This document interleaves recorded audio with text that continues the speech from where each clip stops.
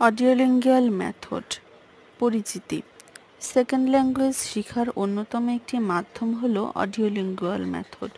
অডিওলিঙ্গুয়াল মেথডকে সংক্ষেপে এটিএম বলা হয়। দ্বিতীয় ভাষা অর্জনের ক্ষেত্রে অডিওলিঙ্গুয়াল মেথড সবচেয়ে প্রাচীনতম এবং প্রতিষ্ঠিত একটি মেথড।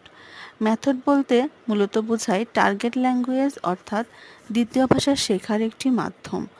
অডিওলিঙ্গুয়াল মেথডকে আর্মি মেথডও বলা হয়। আর্মি মেথড বলার কারণ হচ্ছে এই মেথডে ইনস্ট্রাক্টর যে ইনস্ট্রাকশন দিবে, লিসেনার অর্থাৎ স্টুডেন্টকে শুধুমাত্র সেই ইনস্ট্রাকশন ফলো করতে হবে এবং বারবার বলার মাধ্যমে বাক্যের স্ট্রাকচার এবং ডায়লগ মুখস্থ করবে। এখানে স্টুডেন্টদের কোনো মতামত গ্রহণযোগ্য হবে না।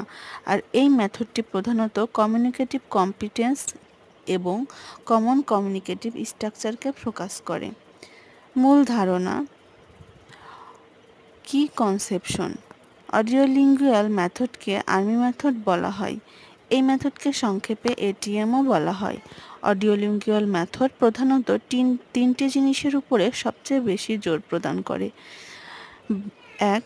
বারবার পড়ার মাধ্যমে একটি নির্দিষ্ট অভ্যাস গঠন করা। 2. আনুষ্ঠানিক ভাষা অর্থাৎ কাঠামোগত ভাষার উপরে জোর প্রদান করে। 3. অডিওলিঙ্গুয়াল মেথড কোনো সুস্পষ্ট ব্যাকরণ নির্দেশ করে না, অর্থাৎ এখানে বাক্যের সিনথেটিক ব্যাখ্যা দেওয়া হয় না।